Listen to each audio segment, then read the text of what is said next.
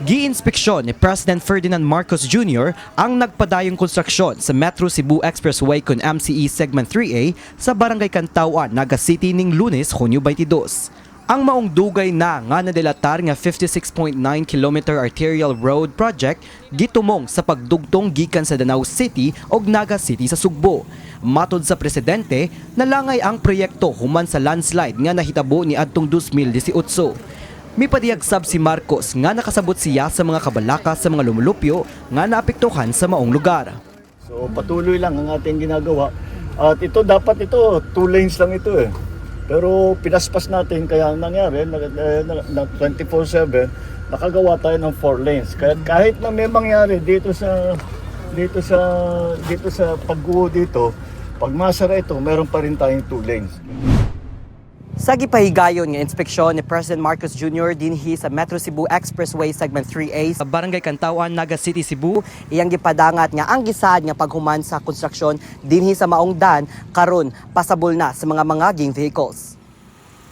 Apan bisan pa man nga kagian na kini sa mga motorista, asuy sa presidente nga ang 4.55 km nga bahin sa Segment 3A gikinahanglang butangan og slope protection aron masiguro ang kaluwasan o kalig-on sa dalan. Kahinumduman niya atong Enero 28, gipadayag ni Department of Public Works and Highways kun DPWH Secretary Vince Dizon nga gitakdang mahuman ang proyekto niining buwan sa Hunyo. Apan hangtod karon, kapin usa ka semana sa di pa mahuman ang buwan, 62.79% pa lamang ang completion rate. Sa pakikinabi sa MyTV Cebu sa mga mulupyo, dunay mga nipadangat nga 65 kapanimalay sa duha ka purok ang nangangkon nga direktang naapektuhan sa nagpadayon nga konstruksyon nga matud nila na daot ang ilang kabalayan ug panginabuhian sa pag-uma.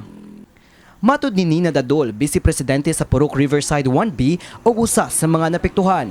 Bisan pa man nga adunay mga nibalhin na sa mga luwas nga dapit, adunay gihapon mga pamilya nga nagpabilin sa maong lugar taliwa sa risgo. Saksi gyud mi diri og usay mga kanang pag-anto sa mga tao kay tungod man gani kay maratol man kay ang soil erosion is active gyud siya. So magpasalamat sa pagkakaroon, nagpasalamat jud mi nga murag giayon ni siya karon.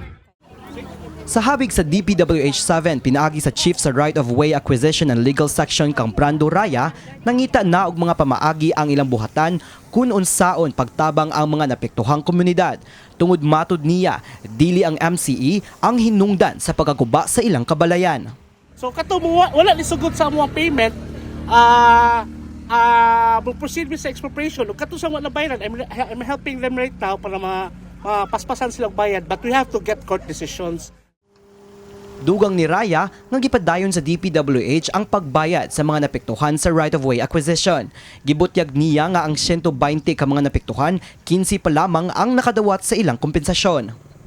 Sa padayong pagsubay sa MyTV Cebu sa maong expressway, mamatikdan nga adunay pipila ka bahin sa kalsada ang gipangsiradan. Pangangkon sa ubang mulupyo nga wala pa makadawat og right-of-way compensation ang uban sa mga nanag-iya sa mga luna nga giagian sa proyekto. Miuban kang marko sa inspeksyon sila DPWH Secretary Vince Dizon, Trade and Industry Secretary Maria Cristina Aldiga Roque ug Cebu Governor Pamela Baricuatro.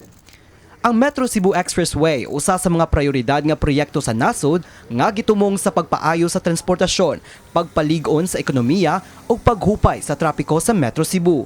Apan 8 ka tuig ang milabay, wala pa gihapon na hingpit ang maong proyekto. Kini si Mark Ermas, alang sa MyTV Cebu.